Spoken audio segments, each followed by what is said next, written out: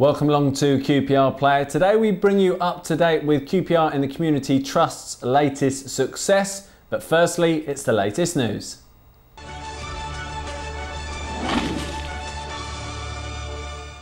Well, firstly, of course, looking at last night's disappointment. The game against Crystal Palace at Loftus Road called off due to the adverse weather conditions. It was bitterly disappointing for the two teams, but also, of course, for the QPR fans and Palace fans who had braved the weather to get along to W12 for the game. And that wasn't lost on ours boss Jim Magilton, who told us, "We've been guided by the safety officer and the referee. The rain hasn't stopped all afternoon. The groundsman and his staff have done everything they can to get the game on, but unfortunately the weather has won." We apologise to the fans that were looking forward to a good game, both our own and the Palace faithful.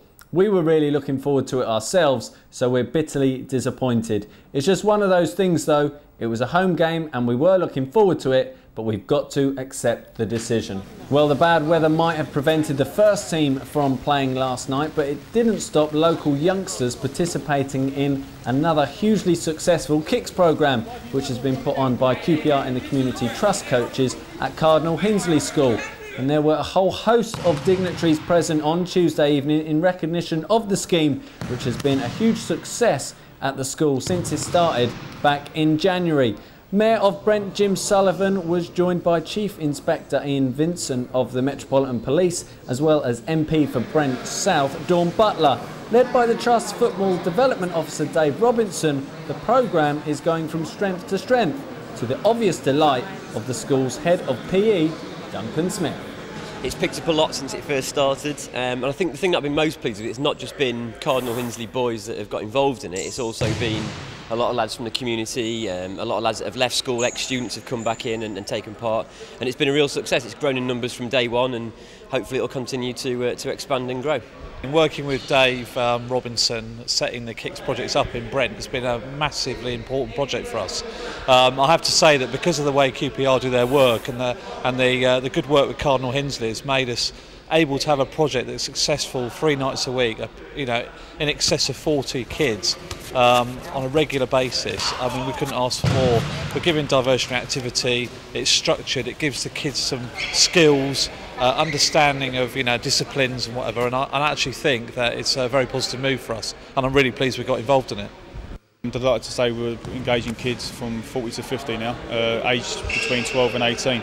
So yeah, delighted, and obviously there's been massive support as well from the school, so without them we couldn't have done it. It's fantastic, and I can see a great future for this project across Brent. I think it's absolutely marvellous. I hope that it continues, expand and accommodate all of the borough right across. I understand there's a second project in mind that's in the south of the borough. I hope that that will take off and be as successful as this. Even in the pouring rain outside, Paul, there's people smiling, getting involved in football, and it's a joy to watch. So there's real positives. The whole goal for us is giving kids some diversion, giving them stuff to do, giving them worth and value. There are talks about giving people coaching courses as they grow older. It's something to take out of the whole club, the whole system of KIckz. And I think while we do that, we're reducing antisocial behaviour and reducing the perception of other people that, when they see kids hanging around, it's a problem. No, kids want things to do, and KIckz is a great supplier of a serious project for them to get involved in. We've definitely seen a marked difference since we first came in. We can say some of the kids were quite rebellious, to say the least, and there's been definitely a change within the first couple of sessions in that to where they are now. It's fantastic. It just looks the part as well when it's a local club that's involved in local lads and getting them to play and get off the streets and play some football. Perfect. I think it's fantastic. They give them the opportunity of learning new skills, using the skills they have, and creating a future for themselves. And this is just one of a large number of programmes that the Community Trust is involved in. As ever, funding is required. Funding's always required, yeah. I mean, in Brent, obviously, it's quite a deprived area, so we've struggled with match funding and that, but we've got a pretty good steering group panel at the moment as well, so everyone's fighting the corner to try and get the much needed match funding in. We've currently got 2 projects in Brent, as well as the one in Hammersmith and Fulham, and also another one in Hillingdon as well.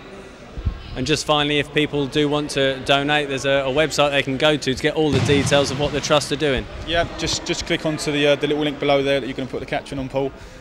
Just click on there and you'll just see all the different images and initiatives that we do in the Trust. Obviously it's grassed, it really is flowing now. Throw that one out. Get that one in there. Yeah, just click on there, Paul, and like I say, it shows all the initiatives that we're doing, and it's well worth looking into. There's loads we do, so it's fantastic.